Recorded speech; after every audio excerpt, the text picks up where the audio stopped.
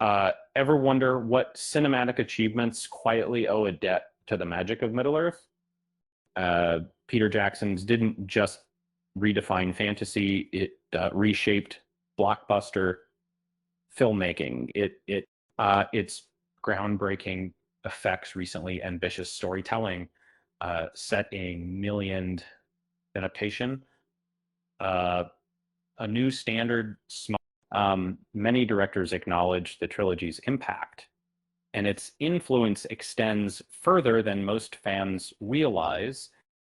Several major movies have a clear connection to, but others have a more subtle uh, link. Uh, uh, let's explore four huge blockbusters that were surprisingly shaped by Jackson's epic, proving its legacy extends far beyond fantastical realms.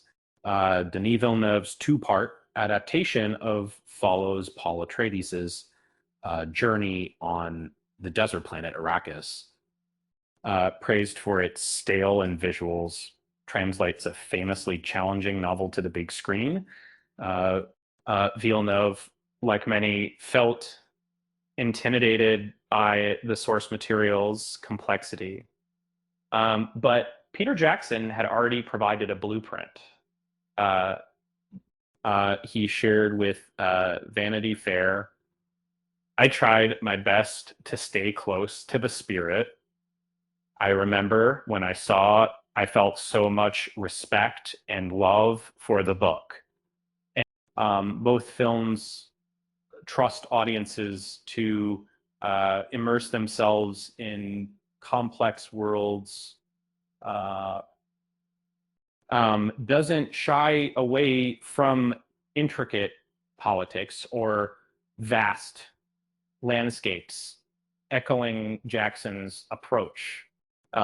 It wasn't the story itself, but the method of adapting an unfilmable classic that owes to, and Christopher Nolan's trilogy transformed Batman into a grounded, critically acclaimed superhero.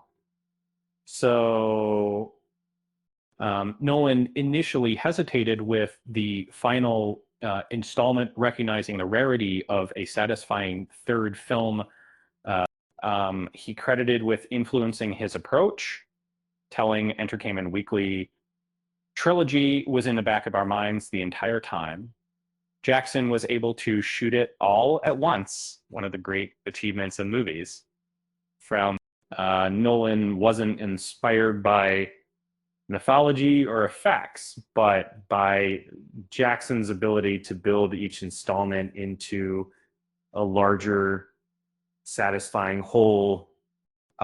Proved that audiences would embrace a well-planned trilogy with a definitive ending, giving Nolan the confidence to deliver an epic conclusion for Bruce Wayne. James Cameron's introduced audiences to the breathtaking world of Pandora. Though written in 1994, Cameron felt the technology wasn't sufficient until years later. And he openly compared his ambitions to telling Empire, "I was trying to do a simulation of Peter Jackson making except doesn't exist yet." And Cameron wanted to build a fully realized universe, much like Jackson had with Middle-earth. And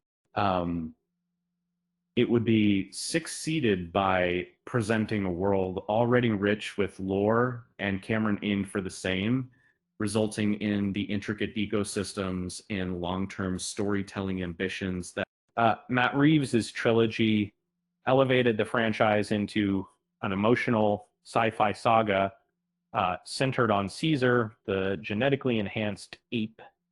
Uh, the trilogy owes a significant debt to primarily behind the scenes revolutionized filmmaking with Andy Serkis's real-time motion capture performance as Gollum. And Reeves' trilogy similarly worked with Weta FX to capture the apes on screen. Reeves utilized the technology in Serkis to bring Caesar to life. At WonderCon in 2014, Reeves described working with Weta, saying, "I was saying, it's amazing that you're able to translate as much as you did. I would love in this film if you could translate even more. Without breakthroughs, the impressive visuals of Trilogy simply wouldn't have existed. So next time you're lost in a cinematic universe, remember that even the most groundbreaking films often stand on the shoulders of giants. Um, and sometimes those giants wear elven cloaks and wield powerful rings.